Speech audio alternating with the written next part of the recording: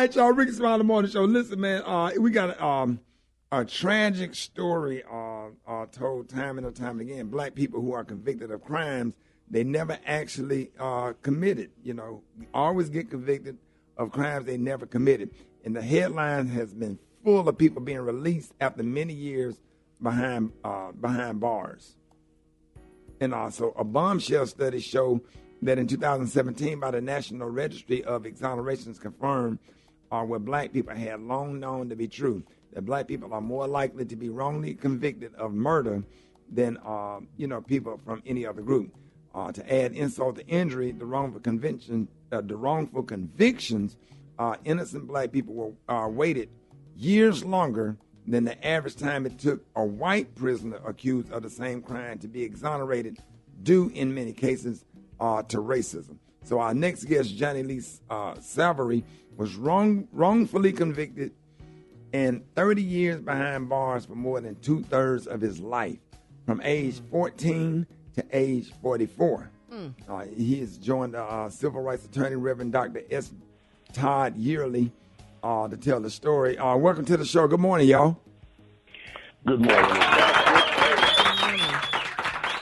Man, happy to have y'all, and we hear these stories all the time, but don't want to, we often don't get the backstory. So how were you wrongfully convicted?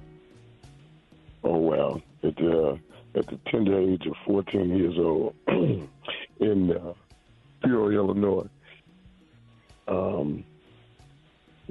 don't know the best way to say this, man. I was falsely accused, unjustly convicted, and condemned to life in prison for a crime, not that I just did not commit. They know I didn't commit it. But at that time, in 1977, we can only imagine the state of the country and how it was in as far as the criminal justice system goes and anything else that we were struggling at that time. So they accused me of taking my life, friend of my life, my friend, one of my best friends in life, taking his life and his sister's life. And it just, as I described it on many occasions, it was like the Twilight Zone. Wow. Because it seemed unreal. One day I'm in school, next day I'm in jail. Right. I can't imagine. I can't imagine that. Well, Johnny, what did you do to have to get former Governor Pat Quinn to pardon you, and what does pardon mean? This pardon means that I have no record as of today. It's like it never happened. And so I got my life back, part of my life back. Now the second stage of my life is to get compensation for being wrongfully convicted. That journey itself takes extremely too long. You take 30 seconds to take a person's life. You take 30 years to get it back to them. Then you want them to wait another 5, 10 years to actually get compensation that you consider as compensation for what you took from them. And, and one of the sad things is that we have, out of the 50 states, we got 35 now that have some form of state and federal statutes that go with it. And we have, that's 38 states total, and we got 12 states that give no compensation. And I know y'all want to hear what these states is, because some of them, we have such a large population, and some we don't. But it's Alaska, Arizona, Arkansas, Delaware, Georgia, Kentucky, New Mexico, North Dakota, Pennsylvania, South Carolina, and South Dakota, and Wyoming. But you can take your life, then turn you back out on the streets and release you. Don't say I'm sorry or nothing. And what's shameful to me is how we treat each other as a people. Right. And meeting Dr. Todd and some other brothers, they listened to me and said, man, how can we continue to allow this on? And why we don't have, right now I'm working with Dr. Tati to be able to get innocence projects inside our HBCs. We don't even have none in our HBCs. Well, so we get released every day. Huh? Right. No, I had a question for Attorney Yeary. So why are cases like Johnny so important to bring to the public's awareness? It's obvious to us, but why is this so important that we pay attention to this now? Well, you just said it, right? Good morning to all of you. You just said it. It's obvious. It's obvious to us, right? But when the system has always been designed against you, it's important that we stay on guard and on watch and engaged.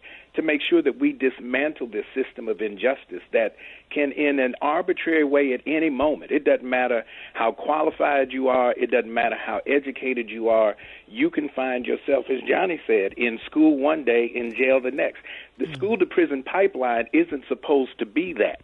There should be no pipeline. And because the state has the power to take one's liberty at any moment, legally, we have to make sure that the state is accountable when they do it, and they do it arbitrarily and without just cause. So it's important to make it known, because this is the side of Black Lives Matter that people don't want to talk about. When the system, whether you're wrongfully convicted or wrongfully accused, let's start there. How many days do we see where people take pleas for things they didn't do because all they're trying to do is get back out, get back to their home, take care of their family, and go back to work?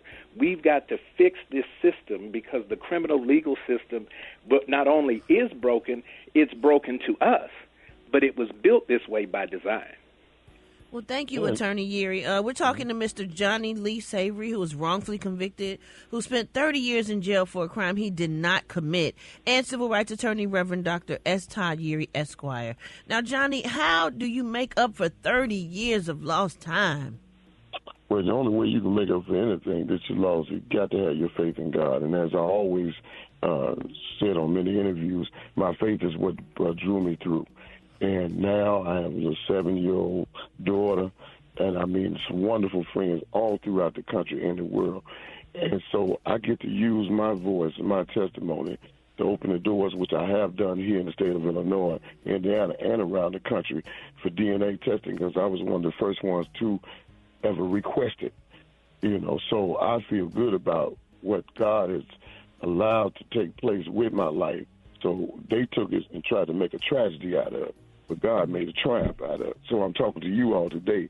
And when he asked that question, why, he said, the brother's sitting right there, everybody's sitting there right now in the studio.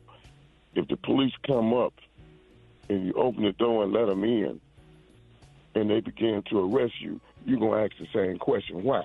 Because you know you haven't done anything wrong. So it ain't going to make no sense to you. Even no kind of logic that they give you after being wrongly convicted. And I want to clarify something, because I don't think most people know what justice is. But justice is a preventive measure to keep injustice from taking place. Because once you're injured, how do you heal that wound? Right. The wound's still there. I was born on the same day Emmett Till was, same month, 7 years after he was murdered.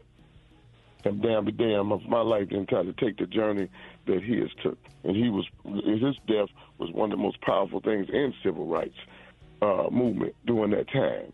And God has turned my life into a movement that people can actually see and touch and know that it's a way out if you keep your faith in God and keep working hard. But I like what you all are doing, because when you echo and allow us the opportunity to express ourselves like this here, it's a segue for more people to get involved. Then, because our people standing on the outside looking in, wondering, how can you help? Well, this is how you can help. Lend your voice, lend your time, lend your resources to help these young men and women coming out of prison that's been wrongly convicted. Because we got more programs for those who need a second chance than the one that took the first chance from. Wow. Attorney Yeary, how are you holding the city accountable for this? And and will justice, will justice be a service? And let everybody know how they can find you as well. Yeah, just real quick, you can find me. You can find Johnnie Savory's on Facebook.